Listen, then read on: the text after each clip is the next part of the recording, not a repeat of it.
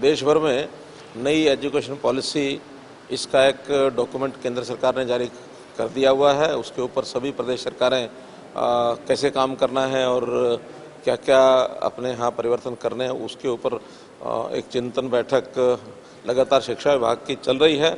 2 दिन पहले भी विभाग के लोगों ने अपने लेवल पर मीटिंग की थी। आज जितने भी शिक्षा विभाग से जुड़े हुए डिपार्टमेंट हैं, चाहे वो हायर एजुकेशन है, स्कूल एजुकेशन है, टेक्निकल एजुकेशन है, उन सब लोगों ने जो कुछ चिंतन किया था उसके ऊपर एक रिव्यू मीटिंग आज रखी थी। और बहुत से परिवर्तन ऐसे नई एजुकेशन पॉलिसी के हिसाब से जो हो रहे हैं, उसके काफ़ी पहलू तो हमने पहले कर लिए हैं। कुछ और अभी निकट भविष्य में, कुछ शॉर्ट टर्म में, कुछ एक मिडिल टर्म के नाते से, कुछ लॉन्ग टर्म के नाते से जो प्रोजेक्ट बनाए गए हैं, हमें लगता है कि 2025 तक हम न्यू एजुकेशन पॉलिसी अपने आप पूर्ण रूप से लागू कर देंगे। हालांकि देश भर में इसका टारगेट 2030 रखा गया, लेकिन हम 5 साल पहले ही इस पॉलिसी को लागू कर देंगे। और इसके अंदर यानी बचपन 3 साल से लेकर के और हायर एजुकेशन के लेवल तक एक बहुत ही समन्वय तरीके से और सारी एजुकेशन को किस प्रकार दिया जाए ताकि एजुकेशन रोजगार परक बने, संस्कार क्षम बने। और एजुकेशन में रिसर्च के नाते से भी बहुत चीज़ें जोड़ी गई हैं ताकि हर समय होने वाले जो युगांतकारी परिवर्तन होते हैं उनको शिक्षा क्षेत्र के अंदर कैसे कैसे जोड़ दिया जाए। तो ऐसी बहुत सी चीज़ें की गई हैं। नए पहलू के नाते से अभी 2 यूनिवर्सिटीज़ में, कुरुक्षेत्र यूनिवर्सिटी और रोहतक यूनिवर्सिटी, उसके अंदर केजी टू पीजी ऐसी शिक्षा का प्रचलन करने के लिए भी हमने निर्णय लिया है।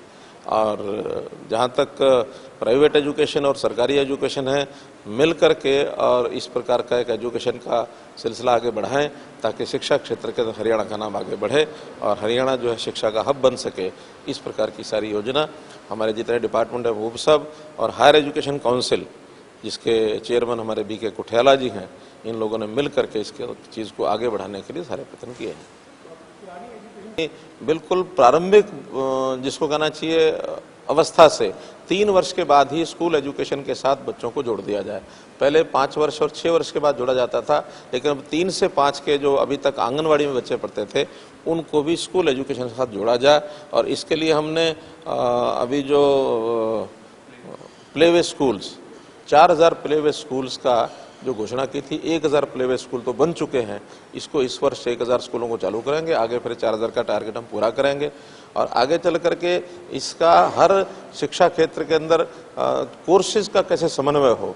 अभी तक डिवाइडेड एक जो सिस्टम चलता था कि टेक्निकल एजुकेशन अलग है तो साइंस एजुकेशन अलग है तो IT के एजुकेशन अलग है। अब शिक्षा चाहे कॉलेज है चाहे यूनिवर्सिटीज़ हैं, समन्वय करके शिक्षा के मल्टीपल जो कोर्सेज हैं उनको एक साथ जोड़ करके किया जाए, एक सब्जेक्ट की बजाय मल्टीपल जो सब्जेक्ट्स हैं, ताकि मनुष्य का ओवरऑल विकास होना चाहिए। वरना किसी एक फील्ड में जब नौजवान पढ़ाई करके और उस दिशा में चल पड़ता है तो उसको दूसरे विषयों का ज्ञान नहीं होता है। अभी मान लो कोई आर्ट्स पढ़ने लग गया तो आर्ट्स में जा करके MA कर सकता है, इससे ज़्यादा नहीं।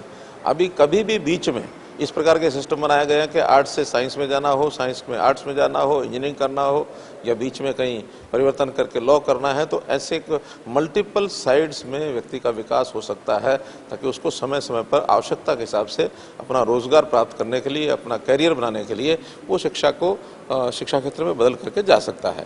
देखिए, ये विषय चूँकि प्रधानमंत्री का प्रेरोगेटिव होता है, इसके ऊपर टिप्पणी करना उचित नहीं है कि कहाँ के मंत्री कम किए, कहाँ के मंत्री ज़्यादा किए। आखिर तो सारे देश भर से उनको लोकसभा के हिसाब से मंत्रिमंडल बनाना होता है। उसमें पहले मानो 3 मंत्री थे तो आज अगर 2 हैं। बाद में हम ये भी कह सकते हैं कि श्री भूपेंद्र यादव वो भी ले दे करके रहने वाले तो हरियाणा के ही हैं।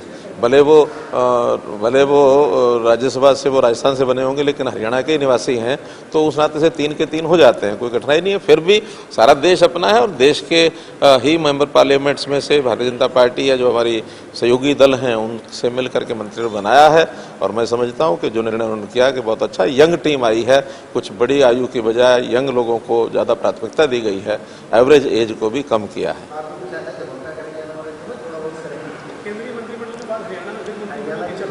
देखिए, ये रणनीति के विषय होते हैं और रणनीति के विषय बताए नहीं जाते हैं, जब हो जाते हैं तब पता लगते हैं।